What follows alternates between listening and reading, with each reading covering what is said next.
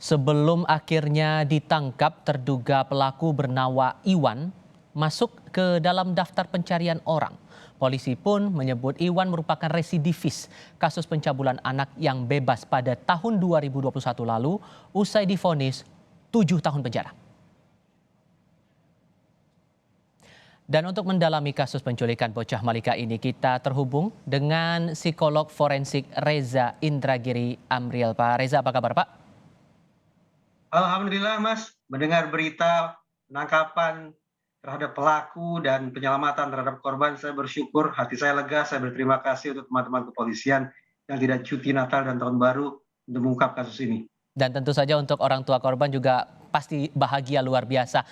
Yang perlu dilakukan nih untuk memastikan kondisi kejiwaan Malika selepas diculik ini, apa yang harus diperhatikan nih Pak? Kalau kita berasumsi bahwa korban ini mengalami kesakitan atau penderitaan yang sifatnya multidimensional, maka sudah jelas bahwa protokolnya secara berurutan adalah dimulai dari pemeriksaan atau rehabilitasi fisik terlebih dahulu. Secara paralel atau bahkan secara serial dilanjutkan dengan rehabilitasi psikis. Ketika kedua dimensi tersebut yaitu rehabilitasi fisik dan psikis relatif sudah tertangani dengan baik, maka masuk ke tahap berikutnya yaitu rehabilitasi secara sosial, rehabilitasi moral eksistensial, agar anak tersebut kembali bersosialisasi dan tidak terus-menerus melihat dirinya sebagai korban penculikan, korban penganiayaan, dan seterusnya. Ini kan kondisinya 26 hari diculik. Apa yang kiranya perlu diperhatikan oleh orang tua dan juga lingkungan untuk memastikan kondisi psikologis anak ini bisa segera pulih lah?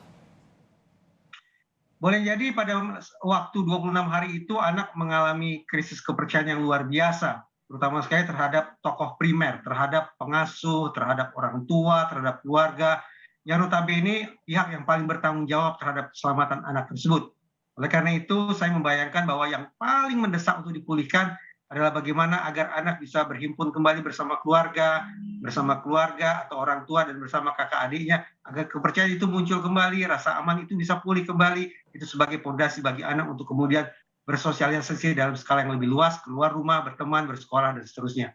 Kembali mengokohkan rasa keyakinan, kepercayaan bahwa keluarga, orang tua adalah pihak yang mampu menjaga diri si anak, itulah yang paling mendesak menurut saya.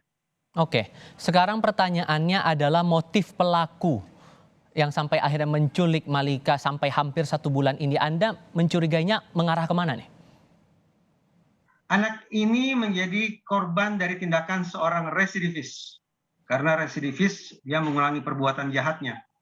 Residivisme boleh jadi mengindikasikan bahwa program rehabilitasi bagi yang bersangkutan gagal. Program rehabilitasi yang ditujukan untuk mengatasi dorongan-dorongan seksual yang jahat itu ternyata tidak efektif, ternyata tidak mujarab. Hitung-hitungan di atas kertas, perkiraan saya aksi residivisme kali ini yaitu penculikan kembali dilakukan oleh pelaku tersebut dalam rangka motif yang sama, yaitu untuk memuaskan dorongan seksualnya yang jahat tersebut. Bahkan saya sungguh bersyukur bahwa polisi bisa dalam tempo yang tidak terlalu lama mengungkap kasus ini. Karena saya bayangkan apabila anak tersebut sungguh-sungguh sudah menjadi korban kejahatan seksual, korban pelecehan kah itu, korban perkosaan kah itu dari si pelaku, dan suatu saat nanti tanda petik nilai seksual anak itu akan berkurang di mata si pelaku, tidak tertutup kemungkinan anak itu kemudian akan dijual, dijadikan sebagai objek eksploitasi seksual, diperdagangkan ke orang-orang jahat lainnya. Jadi ringkas kata, melingkar-lingkar pemikiran saya bahwa motif pelaku barangkali tak jauh-jauh dari motif seksual juga.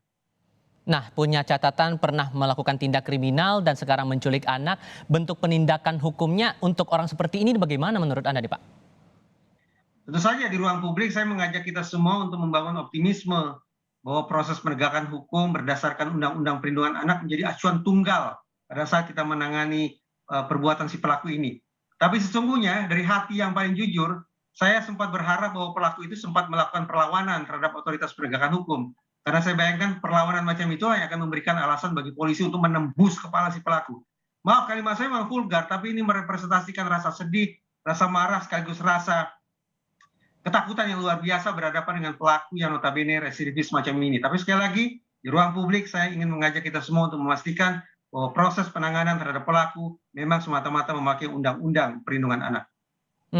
Yang juga menjadi menarik di sini saat visual rekaman CCTV menunjukkan detik-detik saat Malika dibawa oleh terduga pelaku ini Ini kan kondisinya di area yang terbilang padat penduduk, berarti kan lingkungan juga punya peran di sini sampai akhirnya ini terjadi gitu Pak? Ada dua faktor yang barangkali bermain-main dalam situasi semacam itu. Pertama yang diistilahkan sebagai bystander effect. Teori ini ingin mengatakan bahwa semakin banyak orang di suatu lokasi kejadian, sesungguhnya rasa tanggung jawab, rasa kepedulian, rasa ingin menolong justru menguat. Ini bertolak belakang dengan anggapan awam bahwa kejahatan hanya ideal berlangsung di tempat sepi. Tapi sekali lagi, teori bystander effect menunjukkan bahwa sebaliknya. Di tempat yang ramai, semakin ramai orang di lokasi tersebut, semakin rendah pula keinginan untuk saling menolong. Itu yang pertama. Dan yang kedua, dari gerak-gerik pelaku dan korban sebagaimana ditayangkan di CCTV, bisa kita bayangkan bahwa pelaku tampaknya menggunakan modus berupa grooming behavior, cara penaklukan yang lemah lembut, tipu muslihat, akal bulus, iming-iming menyenangkan korban. Jadi bertolak belakang juga dengan anggapan sebagian khalayak bahwa pelaku akan menggunakan cara-cara yang vulgar, cara-cara yang brutal, cara-cara yang sadis untuk menaklukkan korban yang notabene berusia kanak-kanak. Justru modus yang paling sering dipakai oleh pelaku kejahatan terhadap anak, termasuk pelaku penculikan, tak lain tak bukan adalah grooming behavior. Menawarkan pertemanan, menawarkan perlindungan, menawarkan kehangatan, sehingga anak-anak merasa tidak sedang diperdaya, anak-anak tidak sedang merasa diviktimisasi oleh orang yang sesungguhnya memiliki niat jahat terhadap mereka. Untuk anak sekecil itu usianya apakah dia bisa melawan sebetulnya, Pak Reza? Semestinya bisa, tapi sayang beribu sayang, tidak sedikit orang tua yang memaksakan anak harus berani berhadapan dengan siapapun. Mau bersalaman dengan siapapun. Padahal saya meyakini bahwa anak dititipi Tuhan sebuah radar, sebuah alat untuk memonitor situasi yang menurut dia mengancam, orang yang menurut dia membahayakan. Lari, rasa takut, rasa malu, itu menurut saya sifatnya alami. Tapi sekali lagi, perasaan yang alami semacam itu, reaksi natural semacam itu acap kali justru harus dikesampingkan agar anak kita menjadi sosok yang dikenal pemberani, sosok yang hangat, sosok yang mudah akrab, dan seterusnya. Jadi saya pikir kita perlu mengembalikan insting atau naluri-naluri penyelamatan diri yang sifatnya otonom pada diri si anak. Rasa malu, rasa takut, rasa ingin berlari bukan merupakan aib yang harus dihindari dari hati si anak. Sehingga sejauh mana kemudian menurut Anda kontribusi lingkungan ini untuk mencegah jangan sampai kejadian yang sama terulang kembali, Pak Reza? Talenta bukan adalah memastikan bahwa setiap orang kemudian menaruh syawasangka terhadap anak-anak bepergian yang notabene bukan dengan sanak keluarganya, bukan dengan orang yang dia kenal, bukan orang yang sehari-hari bersama dengan si anak. Tapi keinginan untuk cari tahu, keinginan untuk bertanya semacam itu saya pikir merupakan agenda besar yang harus kita pulihkan kembali. Jangan lupa, negara kita sejak bulan Juli tahun 2022 sudah punya strategi nasional. Strategi nasional khusus untuk melindungi anak-anak dari kekerasan. Nah, tinggal lagi bagaimana implementasi terhadap strategi nasional itu yang masih kita tunggu. PR besar untuk orang tua dan lingkungan sekitar. Terima kasih banyak untuk perspektif Anda, Pak Reza Indragiri, sudah berbagi bersama kami di Kompas TV. Sehat selalu, Pak.